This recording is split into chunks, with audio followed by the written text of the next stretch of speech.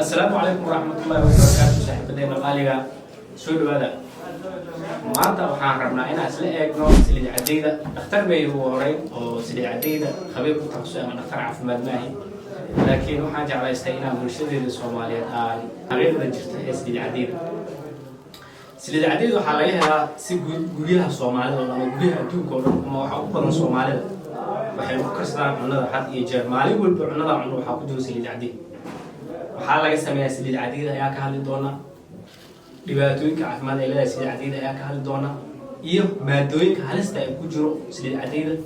iyo cudurrada ay sababto oo aan la dhibanahay aan ka hadli doonaa saliid cadayda iyo kiimikalka lagu daro saliid cadayda ayaan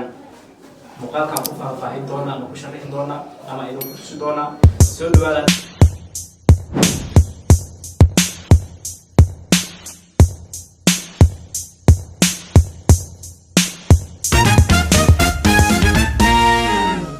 وهاجاك صاحبي يال سود وهذا هداي تاي مركو غوريسا سو بوقتid kanaalkan please subscribe no sar like iyo share iyo comment waa dhankaaga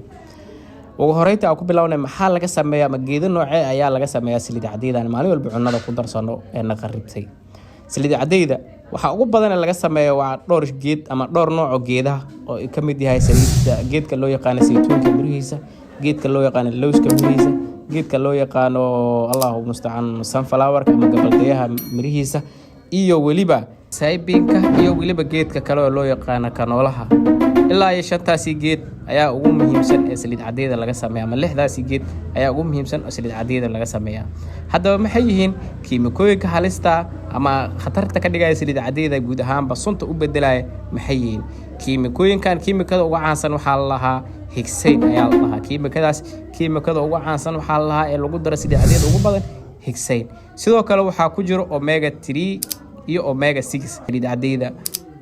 maado suna sidoo kale maado kale waxaa ku jirta ayadana karkarka badan u diiday saliid hadii la karkariyo waxaa lagu daraa guud ahaanba dhowr maado oo kala duwan saliid cadayda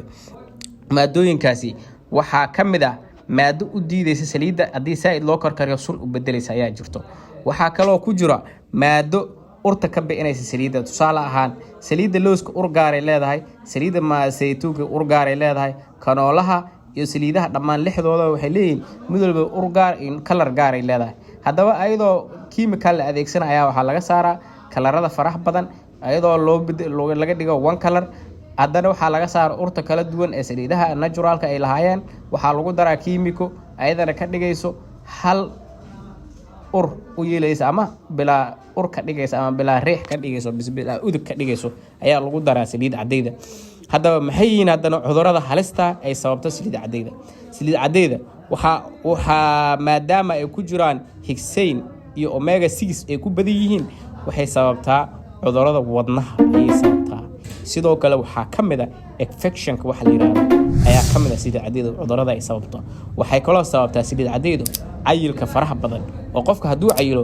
garanayna caafimaad ahaan halka uu ka taagan yahay caafimaadka asaga halka ay kala taagan yihiin sidoo kale saliid cadayda waxay sababtaa kansarka ku dhaca naasaha ayay sababtaa saliid cadaydu waxaa kaloo halisa oo lagu daraa saliid cadayda citric acid ayaa lagu daraa maadadaasi waa maadad dareera oo saliidda ayadana khatar ka dhigayso isticmaalkeeda